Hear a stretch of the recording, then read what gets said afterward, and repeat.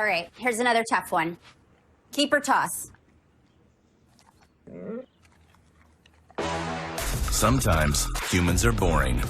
Long-lasting rawhide-free gnaw bones are not. New from Milk-Bone. Now to a struggle couples may be facing called intimacy anorexia. It's when a partner or spouse pulls away and you don't know why. The doctor who coined the phrase says there are solutions, and the couple you're about to meet is celebrating their 20th anniversary today. Kaylee Hartung has their story.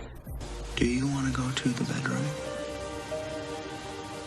Oh, I'm a little tired. It's the million-dollar question. This is why we never have sex. The subject everyone's wondering about but never asks. Not now. I have to go to the bathroom. How much sex is normal in a relationship? Steve, we have sex. When was the last time we had sex? The phrase sexless marriage is reportedly one of the most Googled phrases about sex and marriage, with a reported 21,000 people searching the term every month.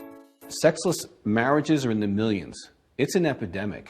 There are common reasons for a lack of physical intimacy in a marriage: stress, lack of communication, depression, lack of time, infidelity, and aging. But now doctors are also citing something new: intimacy anorexia.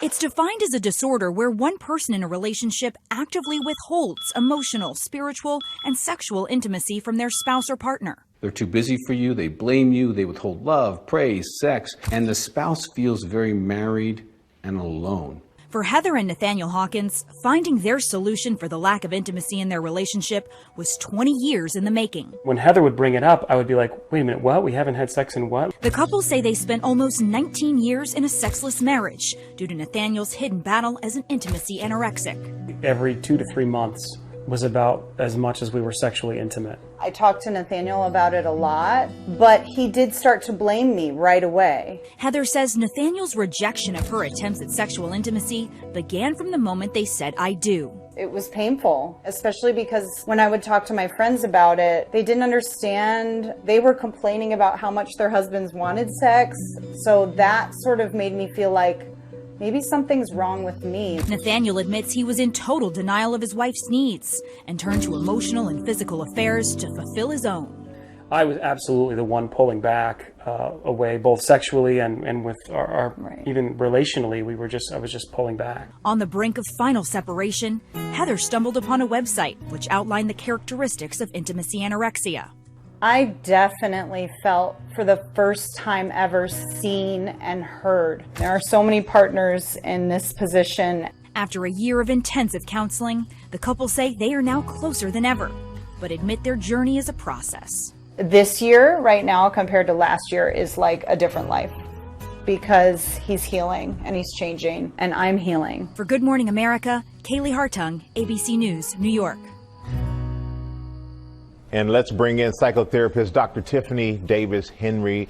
And Doc, thank you so much for joining us this morning. And we just saw in that piece there, the couple, they get married, and almost immediately they started having these issues. So why does this happen? Well, when I look at the why of this, it's a three-pronged approach. So I look at the biological aspects, which could be medications, it could be physiological changes in the body, some sort of illness or injury that they're going through. It could be psychological, there could be depression, there could be trauma, there could be anxiety, a myriad of things there. But usually, and what we find in most couples, is there's some sort of relational or social aspect going on. Perhaps there's discord or a lot of conflict or arguments, people being mistreated, feeling taken advantage of in relationship. And Michael, if you don't like someone, you're not going to want to sleep with them. So a lot of times when there's conflict and all of that going on in a relationship, people tend to pull away. And how can couples work through this? Well, it does take a lot of work, and work is the operative word, because work means that we both have to come to the table and be willing to do whatever it is we need to do to fix the issue. What often happens, though, is it becomes a blame game where one person will say, you're the one with the low sex desire, you don't want to have sex, or you're the problem, without recognizing that I may be doing something or not doing something that's causing you to pull away. And that's kind of what we saw in that clip, too. So in other words, go get counseling, don't give up so soon. Yeah, and one person can't go, we both going. Oh, I like that. We're both going. Oh, we both going. We're both going. All right.